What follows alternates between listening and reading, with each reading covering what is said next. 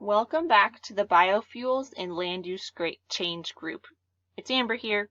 If you remember from our last project, the biggest driver behind biofuels is our dependency on fossil fuels. Unfortunately, our ideas behind fossil fuel use is a bit overgrown, outdated, and quite frankly needs to stop. We as consumers have this notion that every time we go to the gas station, there will be fuel there for us to purchase. But what if one day the tanks are dry? A shortage of fossil fuels is expected to begin in 2022. That's a mere 3 years away. So it's imperative that we rapidly change our reliance from fossil fuels to something else. Enter biofuels, their supposed renewable fuel of the future. Biofuels mostly are made of corn, but can also be made from palm oil, algae, and other liquid wastes. Our usage of biofuels needs to triple by 2030 to keep up with the demand of fossil fuels and to keep its growth sustainable. Another reason this drive for biofuels has grown so much is the major issue with fossil fuels and greenhouse gas emissions. The U.S. is planning on reducing greenhouse gas emissions by 20% compared to fossil fuels by the year 2022. This is important because where we sit right now, we're predicted to raise the temperature of the Earth as much as 4 degrees Celsius by 2100. This directly relates to ice cap melting. By 2100, it's predicted that the sea level will rise almost 20 inches. That's stealing the habitat of penguins, polar bears, and other Arctic animals, and frankly, I'm just not okay with that. But here's the kicker.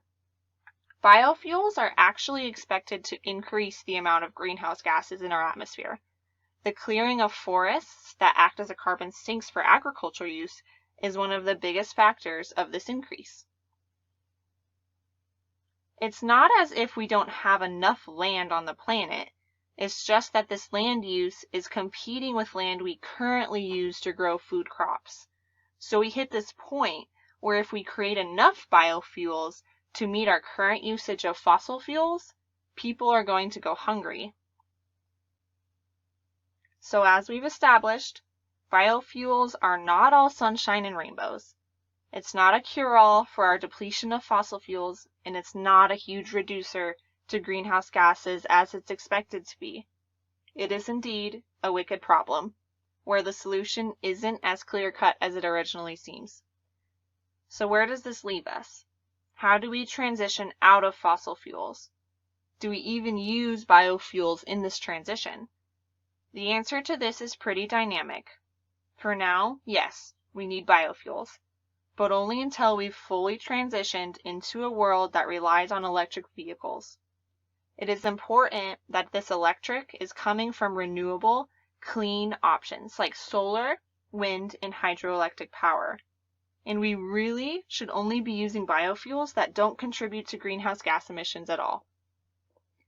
For example, the European Union Directive of 2009 states that only biofuels that reduce greenhouse gas emissions can be counted as a renewable fuel. We will get more into our own target goals and what was used as our indicators towards reaching these targets later with Chris and Quovondo. But for now, here is Kayla to go over our stakeholders. This is Amber, over and out.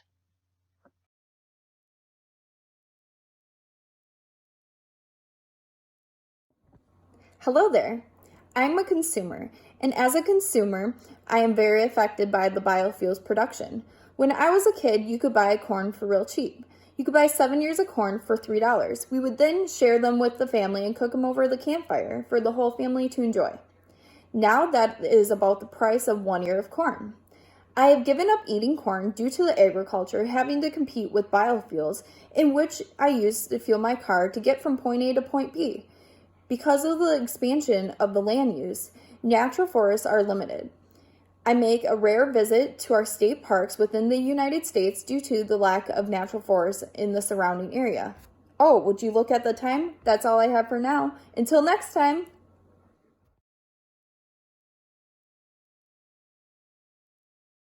Hello there. I am Kayla and I am part of the Environmental Protection Agency. In the last 25 years, the demands for biofuels has really taken off. The United States had thought it was a better way to reduce the greenhouse gas emissions, but it turns out that we thought we were on the right track turning away from fossil fuels. Science has proven otherwise. Biofuels release 20 pounds of greenhouse gases generated mostly in production. Gasoline is 25 pounds of greenhouse gases that is mostly coming from the tailpipe. Politically, biofuels are still under Energy Independence Security Act of 2007. In 2022, the standard increase of biofuels went up to 36 billion gallons. Since then, it has more than quadrupled.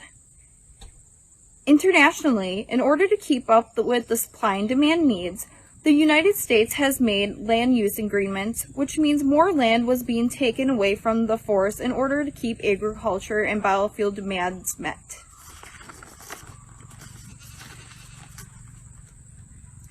The impact of such mass production of these crops has impacted our quality of life.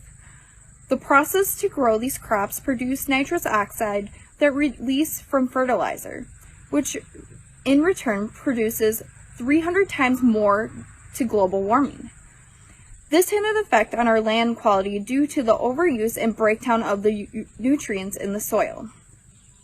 Land use changes has limited our natural forests and has taken away from a lot of the recreational uses. I remember as a kid hearing stories about my parents and how they would visit these beautiful natural parks, and now there is very limited natural spaces like that has been preserved. By doing so, this causes natural wildlife and plants to become extinct and or migrate elsewhere.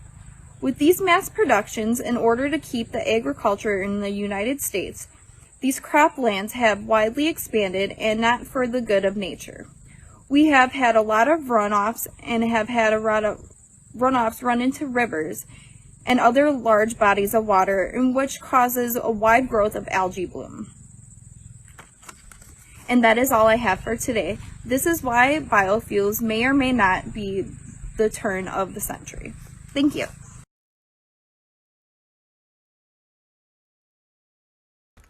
Now that we heard from the stakeholders, let's check in with Batman to see how he feels.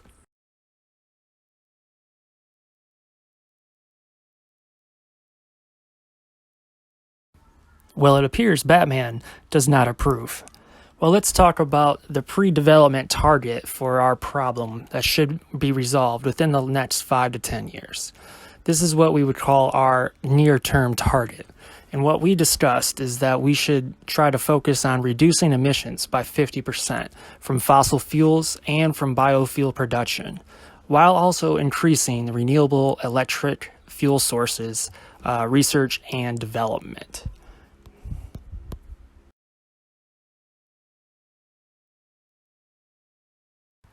Let's check back in with Batman to see how he likes our progress with our increasing use of biofuels while reducing 50% emissions during the production.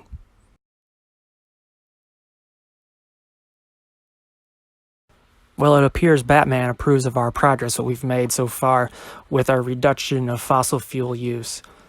So let's talk about our takeoff and acceleration target, which should occur within the next 10 to 20 years, which we would also call the midterm target. So we would like to cease our fossil fuel use and use biofuels as a transition to renewable electricity while promoting their use throughout the world. And we would like the first world countries to utilize 50% clean, renewable electric fuel sources, such as hydroelectric, wind, solar, and other sources.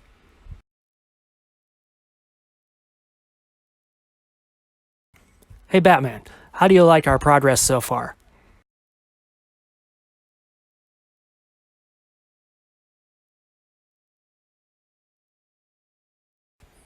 Well, clearly Batman likes what he sees so far. So let's move on and talk about our stabilization target, which should occur within the next 20 to 50 years. This is what we would call our long-term target. And we would like two things, really. To bring worldwide carbon emissions to zero from biofuel production and fossil fuel use, while also using 100% of renewable energy with zero emissions from electric sources.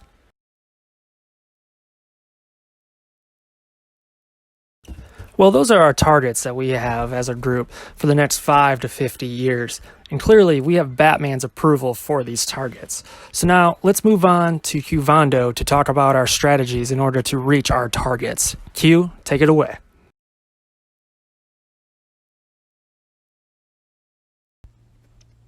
How will you use technology? Examples of biofuels include ethanol made from corn and sugar, biodiesel made from vegetable oil and liquid animal fats, green diesel, which derives from algae or other plant sources, and biogases made from methane derived from animals and organic material. We will focus more on using organic waste systems, algae-based biofuel productions. We will give out research grants to individuals and companies to complete for a better process and advanced market of competition, so it is a fair market. What types of policies or institutions would you use, and are your strategies market-based, government-based, or community-based? We would like to see a market decrease in size within the next 50 years. Right now, we rely on 78% of fossil fuels. We would like to see dependence decrease by 50% within the next 5 to 10 years and have as many first world countries transfer to 100% biofuel energy within 10 to 20 years. From a government standpoint, we have federal and state laws passed on the amount of fossil fuels extracted and distributed to citizens. A federal law applies to all U.S. territories and all 50 states. State laws are only effective within a particular state. If a state law gives people more rights than federal law, then state laws are more legally binding to uphold. We would have a world organization created which would find and hold individuals and companies and countries accountable for their emission actions.